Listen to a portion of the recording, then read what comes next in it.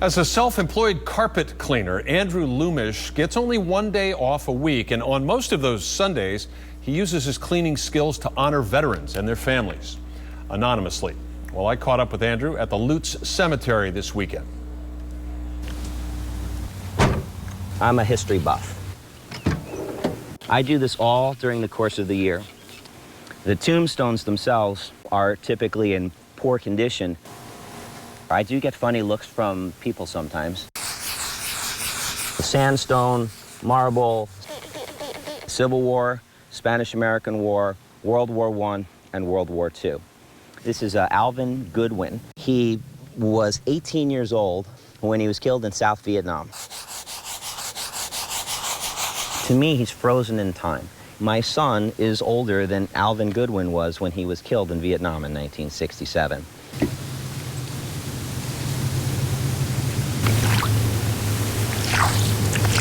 You know, lots of people like to go to the beach and do different things. And quite honestly, I like to do this. Think about their families and what they might have talked about at the time. And I think about their lives. The legality, it's a little tricky. I may be trespassing right now, but it's a good kind of trespassing. If they can put their lives on the line to fight for our country, this is the least that I can do.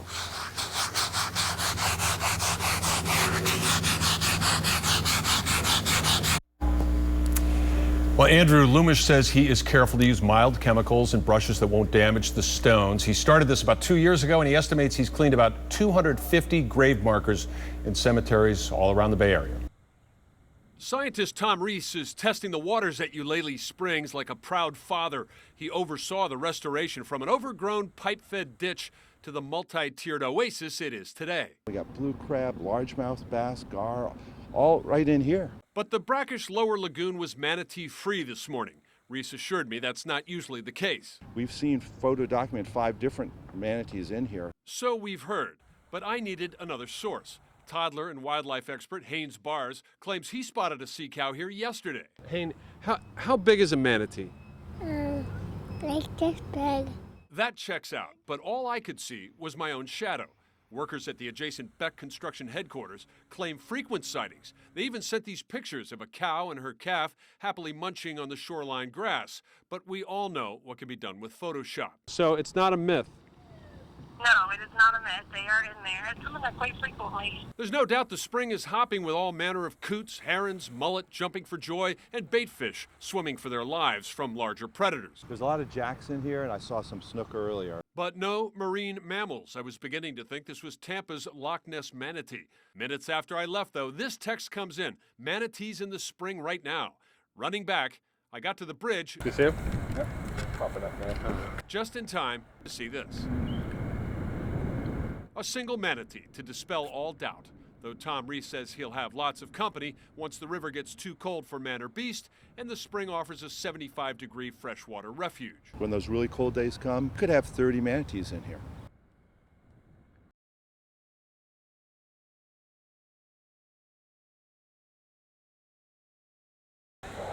Dog shows are also people shows, and these people know everything about dogs. My first question, how do dogs with hair over their eyes, like this Black Russian Terrier, see anything?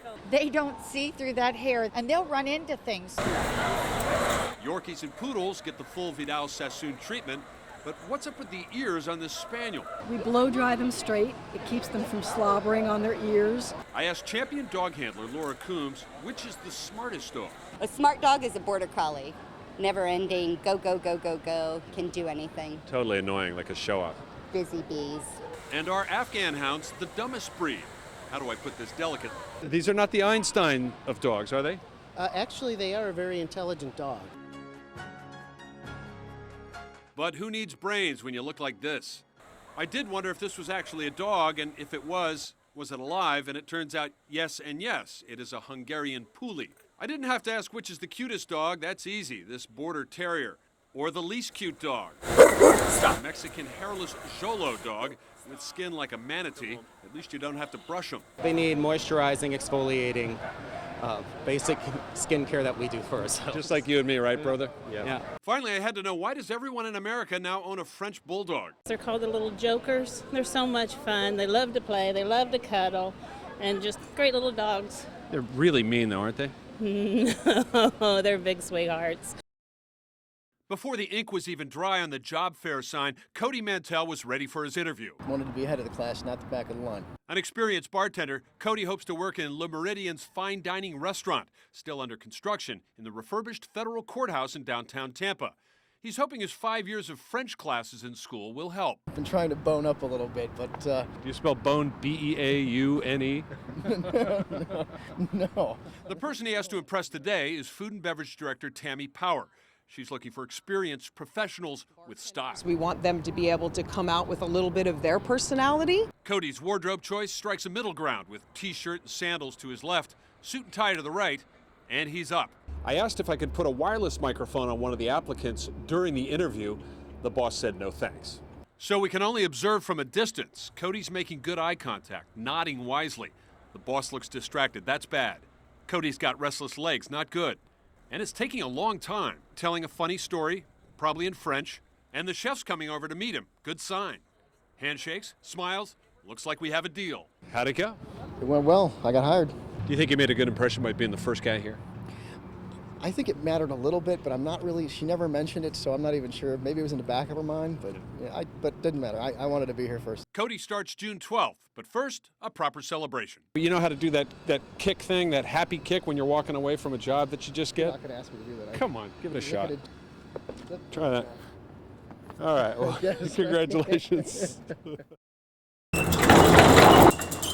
In this nondescript Oldsmar warehouse, you'll find Montu Motors, a name that combines Damon, Sam, and Jeremy's love of roller coasters and cars. Sam Reisberg fired up one of 3 Nissan Skyline GTRs, just delivered from Japan in immaculate condition. Haven't had a chance to clean it. This is literally how it came off the boat.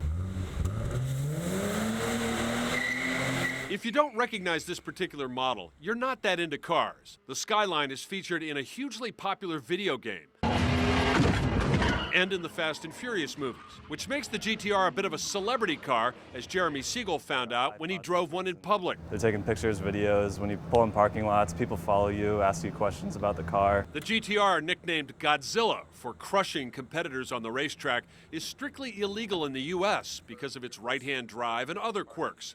But a loophole that allows almost any car 25 years or older to be registered as antique or vintage created an opportunity to import the coveted 1989 models. Reisberg says most customers will spend thousands beefing up this already powerful Japanese muscle car. If you have the money, you can make this the fastest car on the road. But once I get the hang of it, Wrong side. this 58 horsepower Nissan POW, arigato, might be more my speed.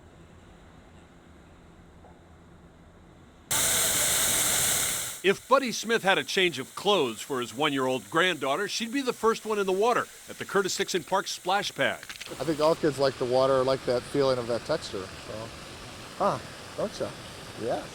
Before noon on a Tuesday, the water features more of a scenic backdrop, but the 6 different splash pads in Tampa City parks are well used. It's wow to kids. You can't even get in this place at the evenings and weekends. Parks Director Greg Bayer's talking about the new splash pad at Waterworks Park in Tampa Heights. Its coolest feature might be the giant bucket that drops 65 gallons of water every few minutes. Mayor Bob Buckhorn used it to take his ALS Ice Bucket Challenge. They're a lot less expensive to build than a pool. We don't have to have lifeguards. They're open all year round, and we don't charge a fee to get in. Bayer says the city's trying to offer recreation and relief from the heat within walking distance of nearby families. It's just fun, like different activities, different things to do. No lifeguards are needed because there's no sitting water, which saves liability risk and labor cost. The Orlando area pool contractor for the Waterworks project says splash pads or spray grounds have nearly replaced more traditional wading pools over the last decade. It's been a steady progression. We do not see too many requests at all for wading pools these days. And that's likely to make splash pad playgrounds the wave of the future. We have 6 now, and we need a good 10 or 12.